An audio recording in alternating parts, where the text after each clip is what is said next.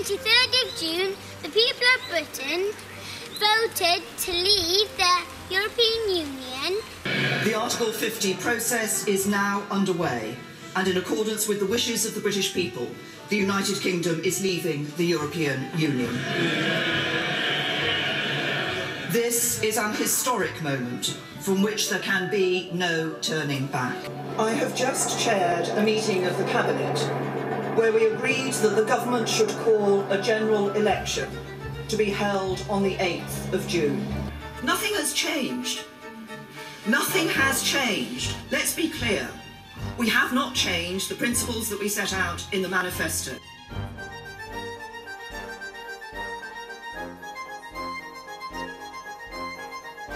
As we ran this campaign, we set out to consider the issues that are the key priorities for the British people. The Prime Minister has spoken with me this morning, and we will enter discussions with the Conservatives to explore how it may be possible to bring stability to our nation. Just been to see Her Majesty the Queen, and I will now form a government that can provide certainty and lead Britain forward at this critical time for our country. This government will guide the country through the crucial Brexit talks that begin in just 10 days. My government's priority is to secure the best possible deal as the country leaves the European Union. My collective decision of Cabinet was that the government should agree the draft withdrawal agreement and the outline political declaration. This is a decision which is in the best interests of our entire United Kingdom. I'm confident that this takes us significantly closer to delivering on what the British people voted for in the referendum. You are not delivering the Brexit people voted for, and today you will lose the support of many Conservative MPs and millions of voters across the country. I do not pretend that this has been a comfortable process, or that either we or the EU are entirely happy with all of the arrangements that have been included within it. Mr. Speaker, when I first became Prime Minister in 2016, there was no ready-made blueprint for Brexit. Many people said it could simply not be done. This is not the deal the country was promised, and Parliament cannot, and I believe will not, accept a false choice between this bad deal and no deal. Britain is possibly counting down towards the end of Theresa May's premiership, who has been a walking disaster since Article 50 was triggered in March 2017, and who has likely deliberately wasted the past 18 months in doing an exit deal with the EU devil that effectively keeps the UK within the EU, a deal where nearly every British red line has been watered down towards nothing, in what amounts to a 585-page suicide note, one of virtually delivering Britain on a platter to the European Union Mafia, which from the outset had sought to extract a heavy price from Britain, such as €50 billion divorce bill, free movement of people, Northern Ireland effectively split from the rest of the UK, and there's 500 more pages of similar poison in the text, all in exchange for Britain to remain within a customs union just for a few more years. In fact, the more I look into the contents of this 585-page suicide note, the worse it appears.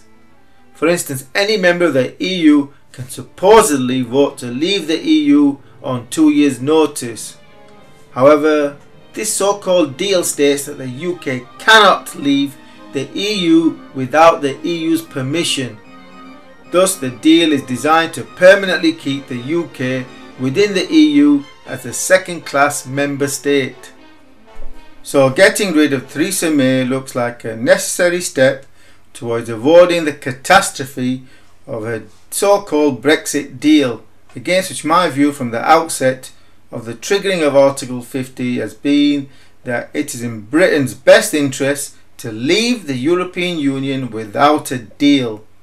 In fact, at the time, I laid out a Brexit strategy that Britain could follow that would ensure the time between March 2017 and March 2019 was not wasted falling into the European Union's Brexit negotiations trap that Theresa May not only fell into as a Remainer, but made things 10 times worse following Theresa May's disastrous decision to call a general election on the 8th of June 2017 that delivered chaos and uncertainty instead of strong and stable, which not only further shocked Britain's political and media establishment, but also hit the UK economy hard, effectively suffering a heart attack with confidence fast evaporating as the economy slowed, which to this day makes a mockery of the likes of the Bank of England MPC persisting with their talk of raising UK interest rates.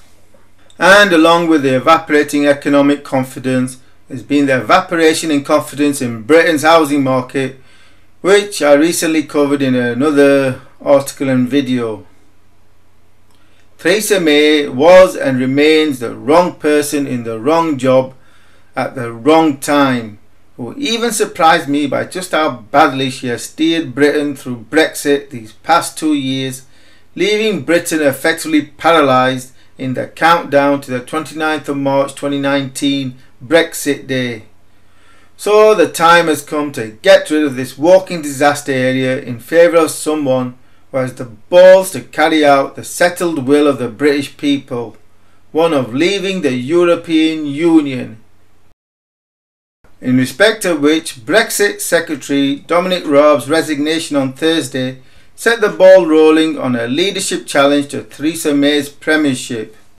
The next step was backbencher Jacob Rees-Mogg calling on a vote of no confidence in the Prime Minister by sending a letter to the Tory party's 1922 committee and calling on other MPs to do the same.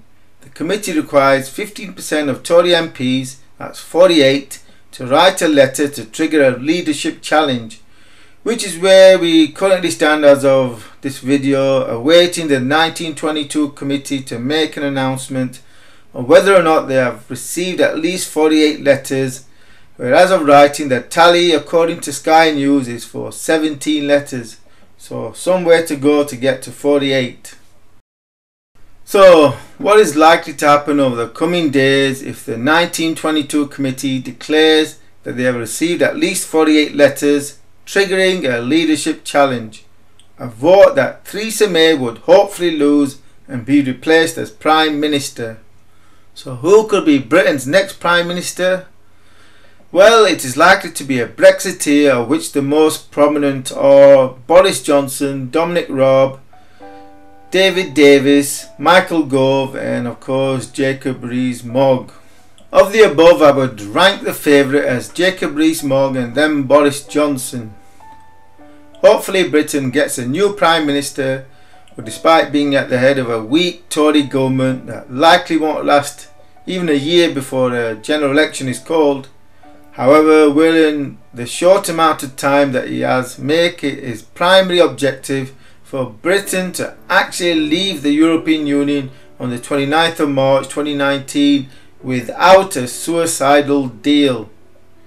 Meanwhile, the EU continues to prepare a party for the 25th of November to celebrate Britain's capitulation that could soon be cancelled. As for a real Brexit strategy, well, in 2 articles in April 2017 I laid out what the British government should do to ensure a successful Brexit outcome, which is even more relevant today than when it was published, as Theresa May's deal is such a grand disaster that it is destined to fail, and thus Britain is on a trend trajectory for a no-deal Brexit. Do read my articles for the full analysis. At the end of the day, Britain has a trump card to play, which was apparent in my recent analysis on the impact of the Tory Brexit chaos on Britain's housing market. And that trump card is quantitative easing, or good old Bank of England money printing. The Bank of England can do today what they did 10 years ago during the financial crisis, which is to print money to inflate asset prices through the bank buying bank stocks and government bonds which the banks hold. This would have the effect of allowing the government to run a large budget deficit to offset Brexit economic consequences, and thus Britain could just about avoid a recession. That's at least 2 consecutive quarters of falling GDP. Though in reality, it is highly probable that there will be a mild no-deal recession, probably resulting in a contraction of about 1.5% of GDP, or about 1/3 that of the 2008 and 2009 banksters recession. And this analysis was first made available to patrons who support my work. So to get immediate first access to all of my analysis and trend forecasts, then do consider becoming a patron by supporting my work for just $3 per month.